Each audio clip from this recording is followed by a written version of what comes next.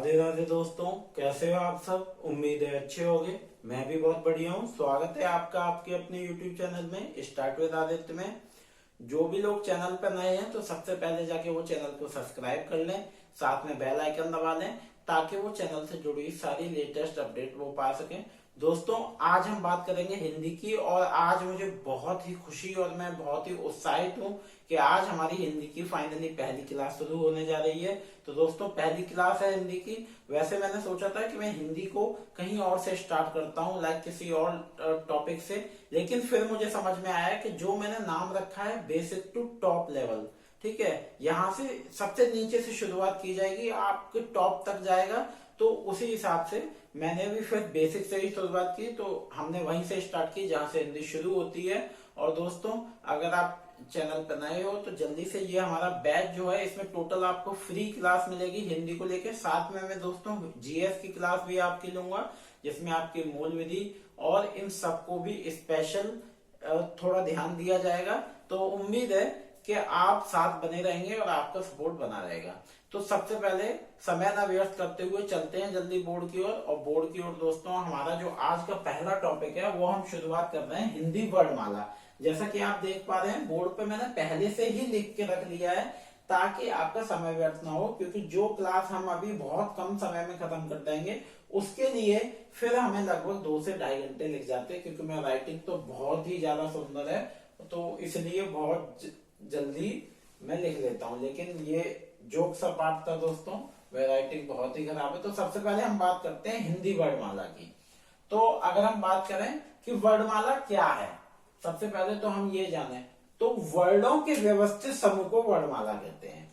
क्या कहते हैं? वर्णों का जो व्यवस्थित समूह होता है उसको हम वर्णमाला कहते हैं। तो आप ये तो बात समझ गए कि वर्णमाला क्या है। अगर आपसे एग्जाम में अगर कोई पूछता है, एग्जाम में क्वेश्चन आता है, मान लो आपके ऐसे क्वेश्चन आते हैं कि वर्णमाला किसे कहते हैं, तो या वहां दिया वर्णों के व्यवस्थित समूह को क्या कहते हैं, आपने ऑप्शन सेलेक्ट कर दिया वर्णमाला, क्योंकि आपने बता दिया कि सबने बताया था वर्ण। लेकिन अब सबसे बड़ी बात जो आती है दोस्तों वो ये आती है कि इसमें एक शब्द आया वर्णों। तो वर्णों क्या है? माफ करिएगा दोस्तों, थोड़ा गला खराब है। तो वर्णों क्या है?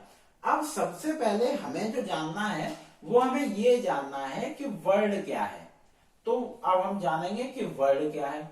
वह छोटी से छोटी ध्वनि जिसके टुकड़े नहीं हो सकते उसे वर्ण कहते हैं। अब ये बात आप समझिए कि वह छोटी से छोटी ध्वनि, मैं जो बोल रहा हूं इसमें से छोटी से छोटी ध्वनि जिसके टुकड़े नहीं हो सकते उसे वर्ण कैसे कहते हैं। जैसे माफ करिएगा, जैसे छोटी, इसमें छा के आप टुकड़े नहीं कर सकते तो इसको क्या कहेंगे? वर्ण कहेंगे, है ना। इसको क्या कहेंगे? वर्ण कहेंगे। वह छोटी से छोटी ध्वनि जिसके टुकड़े नहीं कर सकते उसको हम वर्ण कहते हैं।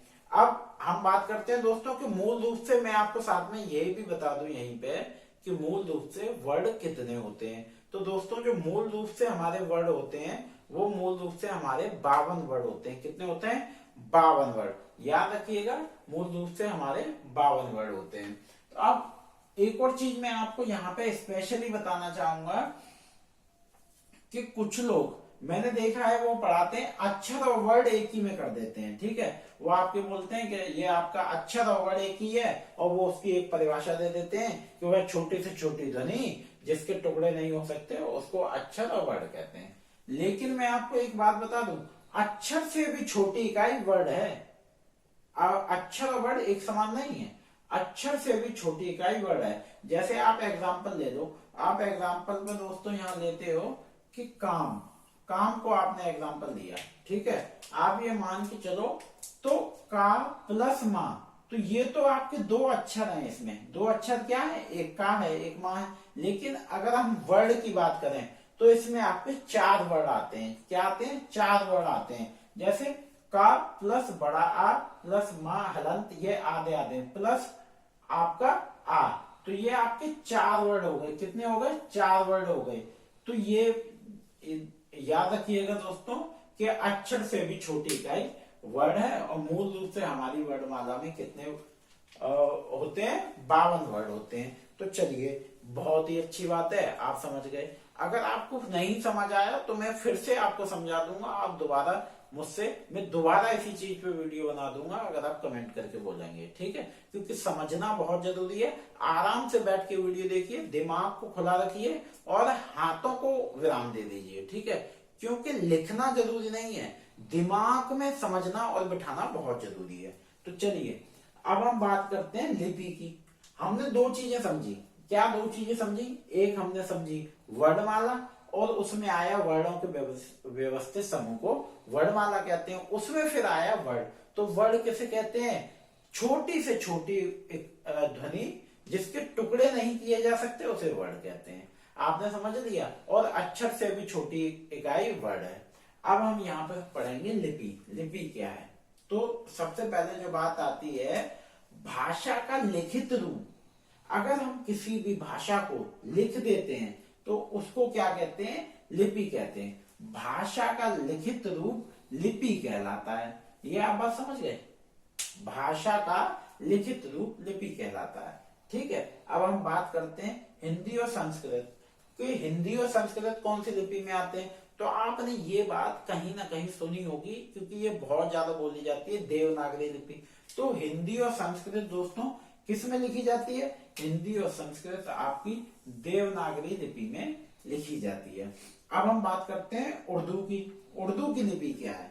ये चीज जानना जरूरी है कि उर्दू की लिपि क्या है। तो दोस्तों उर्दू जो है, उर्दू नस्तालीक लिपि में लिखी जाती है। उर्दू किस में लिखी जाती है?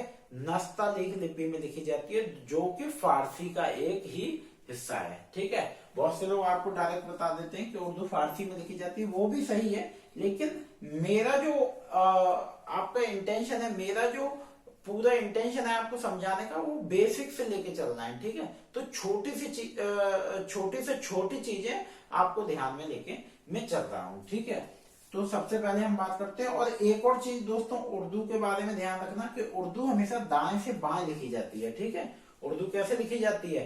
दाएं से बाएं लिखी जाती है। बहुत ही बढ़िया, चलिए बहुत शानदार। वर्णमाला में मूल रूप से 52 वर्ण है, ये मैंने आपको बताया। अभी मैंने ऊपर बताया मूल रूप से वर्णमाला में कितने वर्ण है? 52 वर्ण है, 52 वर्ण है। अब हम बात करते हैं कि इन 52 वर्ण में ये वर्ड 52 किन का मिश्रण है, इनमें है क्या क्या। इसमें 13 तो दोस्तों स्वर हैं। क्या है? 13 स्वर हैं, 35 व्यंजन हैं, ठीक है, और 4 संयुक्त व्यंजन है, ठीक है। अब आपसे कोई बोले कि वर्णमाला में कितने वर्ड है, आपसे क्वेश्चन बनता है आपके एग्जाम में कि वर्णमाला में कितने वर्ड है, तो आप समझ गए कितने? 52। मूल रूप से कितने? 52। अगर वो ये पूछ ले कि उन 52 वर्ड में कितने कितने हैं, तो वो 3 आपको ऑप्शन दे दे, तो क्या होगा आपका? इसमें 13 स्वर है, 35 व्यंजन है और 4 संयुक्त व्यंजन है। बहुत ही बढ़िया। अब हम कुछ ध्यान रखने वाली बातें हैं, वो हम और ध्यान रख लेते हैं। अगर आपके पेपर में ये पूछा जाए कि देवनागरी में वर्णों की संख्या क्या है, ये तो मैंने आपको बता दिया कि आपके वर्णमाला में 52 वर्ण है, ठीक है। अब आपसे ये पूछा जाए कि देवनागरी में वर्णों की संख्या क्या है, आप तो जैसे ही देखोगे ना आंखें खोल के, उस पर लिखा होगा 52, सीधे जाके टिक कराओगे, अरे सबने तो हमें 52 ही बताया था। नहीं, ये नहीं करना है, ठीक है। इस चीज को ध्यान में रखना है कि देवनागरी में जो वर्णों की संख्या है वो है 48। कितनी है? 48। देवनागरी में कितनी है? 48। अब एक और पॉइंट को हमें ध्यान में रख के चलना है। ये सारी बातें लिखने की नहीं है, इन्हें हमें दिमाग में बिठा लेना है, कभी भी भूलना नहीं है। तो एक और पॉइंट को हम ध्यान में रख के चलते हैं कि उच्चारण के आधार पर, है ना, उच्चारण के आधार पर वर्णों की संख्या कितनी है। तो दोस्तों जो उच्चारण के आधार पर है वो है 45। कितनी है? 45। क्योंकि इसमें 13 स्वर की जगह 10 स्वर रह जाते हैं। कितने रह जाते हैं? 10। व्यंजन आपके 35 ही हैं और 4 जो संयुक्त व्यंजन है वो इसमें नहीं है। अब हम बात करते हैं स्वर की। देखो अभी मैं स्वर आपको जो पढ़ा रहा हूं, मैं आपको बेसिक पढ़ा रहा हूं, कल मैं आपको स्वर में घुस के पढ़ाऊंगा, ठीक है, कि पूरा स्वर को खोल के और दोबारा आपको बना के पढ़ाऊंगा, ठीक है। स्वर को खोल के और हम लोग दोबारा कसेंगे। जैसे आपने देखा है ना कि आपके यहाँ आप बाइक ले जाते हो सर्विसिंग के लिए, तो वो उसको पूरा खोल देते हैं फिर दोबारा से जोड़ देते हैं ना, तभी तो समझ में आता है कि इसमें क्या कमी है, कहाँ ऑयल पड़ेगा, इसका इंजन में क्या दिक्कत है, इंजन में क्या क्या है। तो बस वही सेम चीज है, हम कल स्वर को खोल के और दोबारा कस देंगे। चलिए बहुत ही बढ़िया। अब हम बात करते हैं स्वर की। तो दोस्तों स्वर में हमारे कितने हैं? स्वर हमारे, मैंने आपको यहाँ पे बताए कि 13 स्वर है, यहाँ पे मैंने आपको बताया 10 स्वर है, लेकिन अभी मैं आपको पूरे 13 स्वर ही गिना देता हूँ, ठीक है। तो स्वर में आपके आते हैं आ। अब इसको पढ़ने के लिए आपको थोड़ा ध्यान देना होगा कि बिल्कुल ये सेम है, वरना आप अभी स्वर पढ़ने को बोला जाए, आप बताने लगो छोटा बड़ा से आम, छोटी से इमली, बड़ी से इमली, ये सब आप बताने लगो, ठीक है, बड़ी से ईख, माफ करिएगा। तो चलिए अब हम आपको बताते हैं। तो स्वर क्या है? स्वर है आपका आ, ई, उ, ऊ। अब आप एक चीज और समझिए, जब मैं कल आपको स्वर पढ़ाऊंगा तो उसमें मैं आपको बताऊंगा कि स्वर कितने प्रकार के हैं। 2 प्रकार के, एक हास्य स्वर है, एक दीर्घ स्वर है, ठीक है। जिनको पढ़ने में कम समय लगता है वो हास्य स्वर है, और जिनको पढ़ने में हास्य स्वर से ज्यादा समय लगता है वो दीर्घ स्वर है, ठीक है। तो यहाँ पे आप पढ़िएगा आ, ई, उ। देखिए समय ज्यादा लग रहा है, उ, श्र, ए, ओ। ये तो आपके दोस्तों हो गए कितने? ये आपके कितने हो गए? 11। ये यहाँ पे आपके 11 स्वर हो गए, ठीक है। कितने हो गए? 11। अब आप बोलोगे सर आपने तो 13 बताए थे, यहाँ पे 11 ही हो रहे हैं। तो अब हम आपको 2 और बताएंगे कि 2 कहाँ है। एक होता है आपका अनुस्वर। अनुस्वर आपका आता है आ, जिसपे ऊपर बिंदी आ जाती है, यह है आपका अनुस्वर। एक आपका आता है विसर्ग, ठीक है। विसर्ग में आपका एक स्वर है अ, जिसके पीछे बिंदी आ जाती है, वो आपका क्या है? विसर्ग। तो ये आपके टोटल यहाँ पे 11 प्लस ये 2, तो 11 प्लस 2 ये आपके हो गए 13 स्वर हो गए, ठीक है दोस्तों। कितने हो गए? 13। माफ करिएगा, मान लीजिए कि मेरा कहीं प्रोनाउंसिएशन गलत हो जाता है, वैसे होना नहीं चाहिए। अगर हो जाता है तो आप इसको इतना ध्यान नहीं, आप पॉइंटों पे आइए, क्योंकि हम लोग को क्या है, फैक्ट पॉइंट बहुत पढ़ने हैं। प्रोनाउंसिएशन वैसे मेरा कहीं गलत नहीं है, अगर आपको लगे तो आप मुझे जरूर बताइएगा, मैं इसको अगली बार से करेक्ट करूंगा, ठीक है। तो एक आपका विसर्ग में, एक अनुस्वर में, और 11 आपके स्वर में आ गए, ठीक है। अब हम आज और क्या पढ़ेंगे? अब हम आज पढ़ेंगे व्यंजन, ठीक है। बोर्ड को तो आप देख ही रहे हो कितना शानदार मैंने सजाया है, और आप जानते ही हो मैं राइटिंग कितना बढ़िया, आप देख ही रहे हो स्वयं, ठीक है। तो अब हम पढ़ेंगे व्यंजन के बारे में। तो दोस्तों ये जो आपके ऊपर व्यंजन लिखे हुए हैं ना, इनको मैं आपको बताऊंगा। ये जो व्यंजन है इनको बोलते हैं स्पर्श व्यंजन। क्या बोलते हैं इनको? स्पर्श व्यंजन, ठीक है।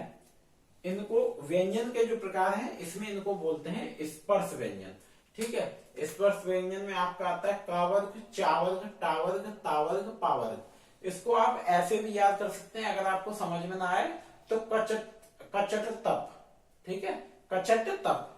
तो का वर्ग, चा वर्ग, टा वर्ग, ता वर्ग, पा वर्ग, मैंने उस हिसाब से लिख भी दिया है ताकि आपको समझ में आए। जो चीज चेंज हो रही है वो आपका हाईलाइट है, रेड कलर में आप देख रहे हो, और वो सेम है वर्ग। तो अब हम बात करते हैं का वर्ग की, ठीक है। तो का वर्ग में आपका क्या आता है? क, ख, ग, घ, और वो क्या है बताइए दोस्तों, क्या है ये? उसमें ज्यादातर लोग गलती करते हैं, ठीक है। उसको हम लोग पढ़ देते हैं अड़ा खाली। क्या पढ़ देते हैं? सब लोग उसको यही पढ़ते हैं अड़ा खाली, लेकिन वो क्या है? क, ख, ग, घ, वो क्या है? अंग। क्या है दोस्तों? अंग। ये याद रखिएगा, अंग। इस लाइन को याद रखिएगा, ठीक है। ये आपकी हो गई क, ख, ग, घ, अंग। अब हम चा वर्ग में आते हैं। तो चा वर्ग में क्या आता है? ये च, झ, झ, झ, और ये क्या है दोस्तों? ये है आपका इया। क्या है? इया। हम क्या करते हैं, इन तीनों चीजों को सेम पढ़ देते थे। ये क्या है? इया। अब हम पढ़ते हैं टा वर्ग। तो जब टा वर्ग की बात करें दोस्तों, तो इसमें आता है ट, ठ ड ढ अड़ा, इसमें आता है अड़ा खाली। हम तीनों में खाली कर देते थे और ये बहुत गलत है ये, क्योंकि जिस चीज का हमें नहीं पता है तो उसको पता कर लेना चाहिए। तो आपने कावर्ग चावर्ग टावर्ग पढ़ा, तो इसमें आपका अब आता है तावर्ग। तावर्ग में आपका त थ द ध न, और पावर्ग में आपका आता है प फ ब भ म। ठीक है, तो ये आपके पूरे कितने व्यंजन हो गए।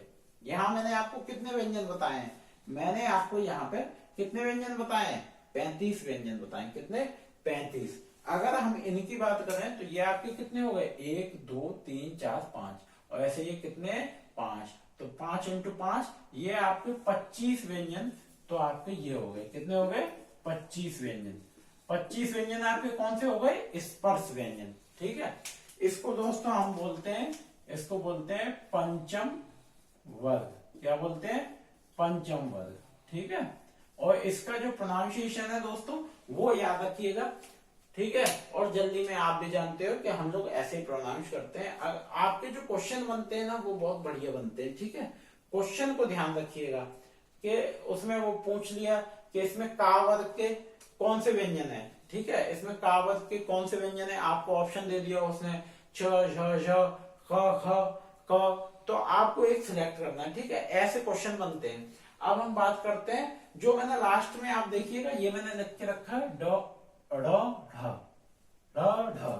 ठीक है, ढ ढ, तो ये जो मैंने लास्ट में रख के रखा है इसे बोलते हैं द्विगुण, इसको बोलते हैं द्विगुण वर्ण।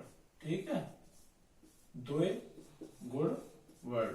ठीक है, अब आपको मैं अभी समझाऊंगा कि ये क्या है। ठीक है, नीचे आप देख रहे होंगे कि मैंने लिख के रखा है आगत ध्वनिया।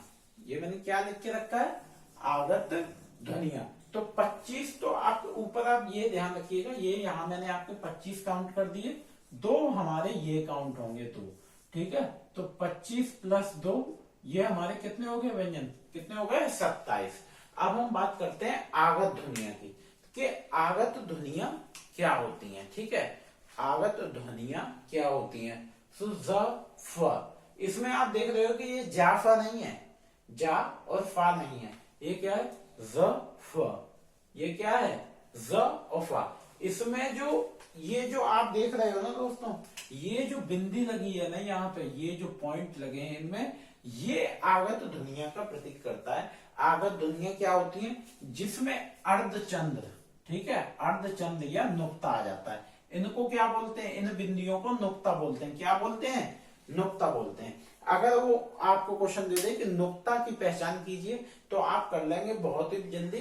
तो ये क्या है, आगत ध्वनिया है। और आगत ध्वनिया क्या होती हैं, अब आप आगत के मतलब से समझिए। ठीक है, सबसे पहले आगत का मतलब समझिए। आगत का मतलब क्या होता है, आया हुआ। ठीक है, कहीं से जो आई है दुनिया, उनको बोलते हैं आगत ध्वनिया। तो आपका यहाँ पे जो जाफा है, ये हमारा हिंदी वर्णमाला में कंक्लूड नहीं होते हैं। हाँ है ये वर्णमाला में, लेकिन ये बाहर से आए हैं। इनके जो स्पर्श व्यंजन है वो है ग और फ, जो हमारी हिंदी वर्णमाला में। ठीक है, और ये इधर जो मैंने आपको ड और ढा है, ये द्विगुण वर्ण आ जाते हैं। इनमें भी नुक्ता लगा हुआ है, लेकिन ये हमारे व्यंजनों में काउंट होते हैं। अब हम बात करते हैं अंतस्थ व्यंजन की। ठीक है, अंतस्थ व्यंजन कौन से हैं? ये मैंने आपके 27 कर दिए, इन दो को नहीं जोड़ा जाता है। ठीक है, यहाँ पे हमने 13 स्वर जोड़ लिए। तो अब हम बात करते हैं अंतस्थ व्यंजन की। ठीक है, मैंने आपको ऊपर वाले क्या बताया, 25 आपके थे स्पर्श व्यंजन। ठीक है, और प्लस 2 वो काउंट हो गए आपके। यहाँ पे हम बात करते हैं अंतस्थ व्यंजन की। अब अंतस्थ व्यंजन से मतलब समझिए, कौन से व्यंजनों की बात करते हैं वो उन व्यंजनों की बात करते हैं जो स्पर्श व्यंजन और ऊष्म व्यंजन के बीच में आते हैं। ठीक है, जो बीच में आने वाले व्यंजन होते हैं उनको कहते हैं अंतस्थ व्यंजन। तो वो कौन कौन से हैं आपके, वो है आपके य र ल ब। ठीक है, वो कौन से आपके य र ल ब। तो ये आपके 4 ये हो गए, कितने हो गए, 4 व्यंजन ये हो गए। अब हम बात करते हैं ऊष्म व्यंजन की। ठीक है, ऊष्म व्यंजन की बात करें तो मैंने आपको जो जो पढ़ाया वो आप याद रखिएगा दोस्तों, कल इसके आगे पढ़ाया जाएगा। और अगर आप चैनल पर नए हो तो जल्दी से जाके चैनल को सब्सक्राइब कर लो और वीडियो को देखिए। आपका सिलेबस पूरा कराया जाएगा और बहुत ही कम समय में कराया जाएगा, ताकि आप इससे ज्यादा लाभ उठा सकें। आपके एग्जाम होने से पहले आपको पूरा हिंदी का सिलेबस और सारे पीवाईक्यू आपको मॉक टेस्ट दिलवाए जाएंगे। और आपको पता है मेरे चैनल पर डेली आपके लिए करंट की वीडियोस आती रहती हैं, करंट की क्लास आपकी चलती है, जीएस की क्लास आपकी शुरू होने वाली है और सारी लेटेस्ट इंफॉर्मेशन वैकेंसी से रिलेटेड आपकी आती रहती है। तो अब हम बात करेंगे ऊष्म व्यंजन की। तो ऊष्म व्यंजन कौन से होते हैं? ऊष्म व्यंजन वो होते हैं जिनको बोलने में गर्मी पैदा हो, ठीक है, थोड़ा हीट का प्रोडक्शन हो, जिनको बोलने में, उनको हम क्या बोलते हैं? ऊष्म व्यंजन। तो ये क्या है? जैसे श क्या है? सबसे पहले श, सबसे पहले क्या है? श, फिर क्या है? श, फिर क्या है? श, तीसरा क्या है? स, तीसरा क्या है? सा, और चौथा क्या है दोस्तों? ह, क्या है? ह, श, छ, स, ह, श, श, स, ह। तो ये भी आपके कितने हैं? ये भी आपके 4 हैं, ठीक है। तो मैंने आपको वहां पे करा दिए 27 + 4, है ना। ये आपके कितने हो गए? 25 और 2 27, ठीक है। 27 + 4 31, ठीक है।